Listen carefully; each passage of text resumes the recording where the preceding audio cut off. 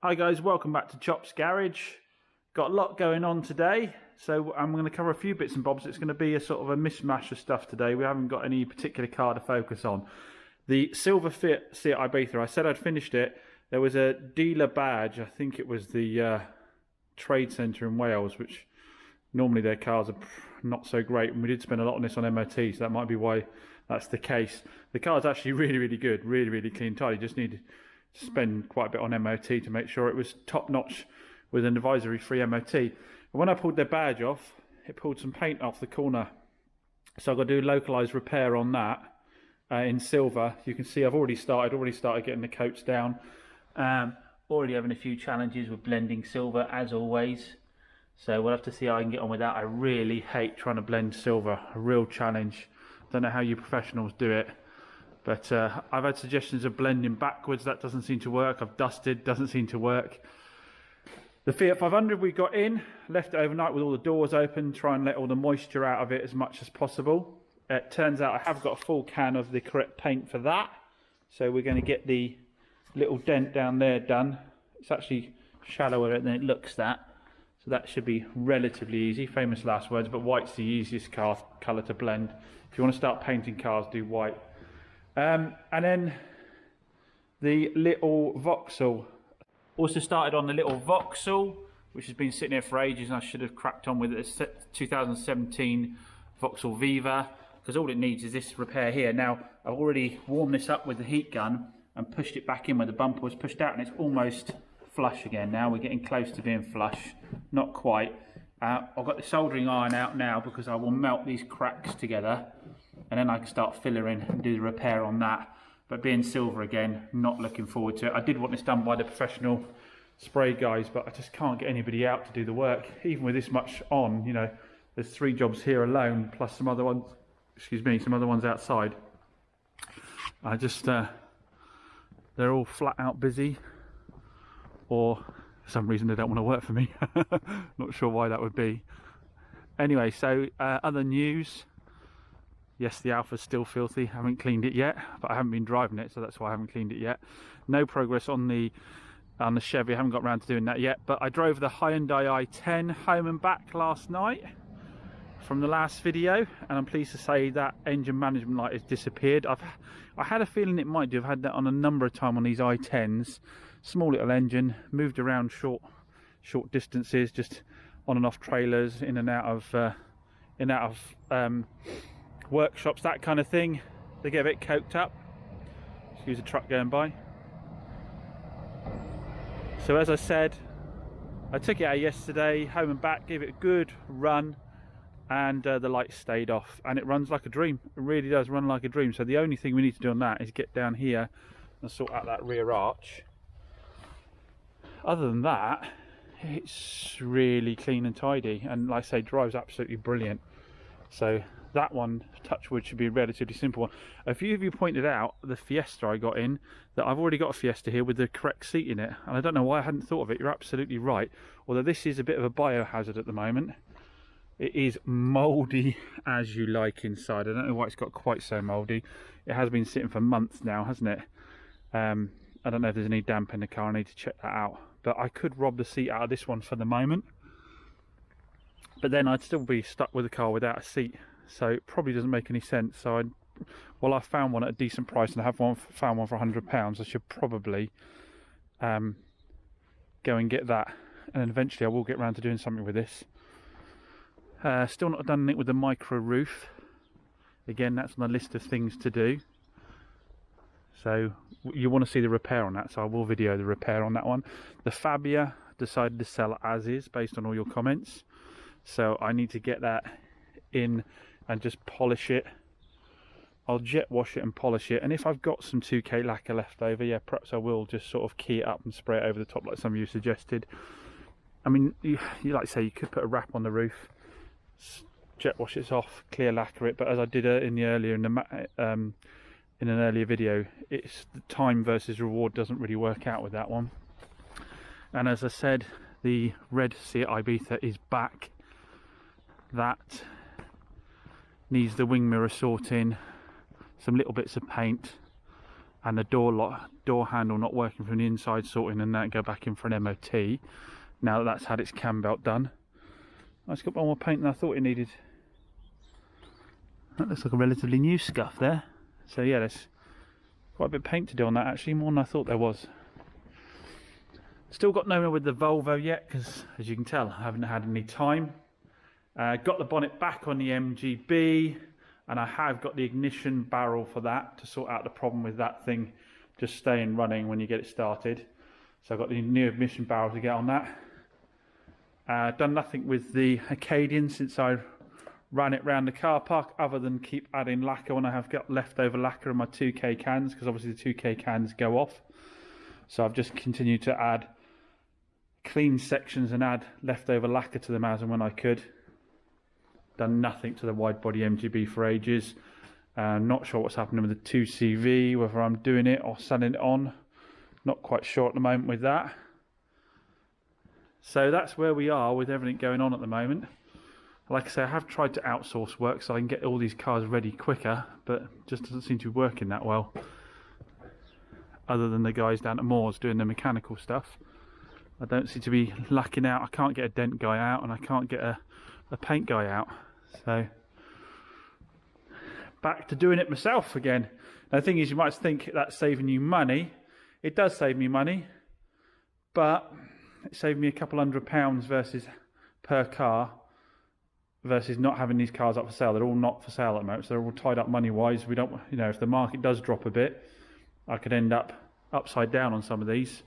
So I do need to really get a wriggle on. I do have someone coming to look at the Seat Ibiza late this afternoon, so I really need to get that ready this morning. Use a 2K lacquer and the heat gun so that after a few hours I can blend it back again. So hopefully it goes well. This is the risky part. Hopefully it goes well. If it doesn't, then I'll just have to tell the customer that the honest truth, that we need to get a professional in to finish off a little bit of paint on it, and we can then knock that off the price, or they can wait for it to be ready. As always, honesty is easier than blagging. It really is. Right, let's get another brew on to go and get. So I just popped out for a couple of cans of fuel, because the Seat's got none in it for the people when they come to arrive, so put some in for that test drive and so forth. Took the Hyundai i10 out to go and get that. Engine management lights pop back up again, so it looks like we might well have a bad oxygen sensor. It's a bit of a bummer. So used the soldering iron to melt the holes together, then took a razor blade across the top to level it off. Now it's still a little bit raised, but now that I've got these two bits joined together again, when I heat it again and push it in with my thumb, it should stay further in. So we're going to do that again, get the hot air gun on it, heat it up, push it in, hold it until it cools, so it's a low spot, not a high spot. So paint's done on the Seat. It looks bang on close up, absolutely bang on, but then you get it at a different angle every now and then, and you can just see, maybe I'm being too picky, just see, yeah, well anyway, you can see there's a little bit of run there from the fade out thinners, so I've got to flat that back, hopefully in time before they get here.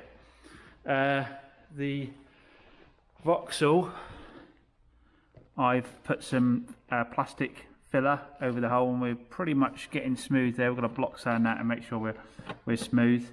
I want to try and avoid going up too far into the bumper colour wise as much as I can.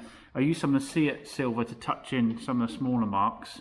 It actually seems a blooming close match, so we might have a go at spraying it with the silver from the Seat, because even if it's just tidies it up for the moment until I get the right colour, that'll help a lot. So this is an interesting one, guys. Customers come to look at the Ibiza and they want to part exchange in this Citroen. They told me that the visor here stays down for some reason.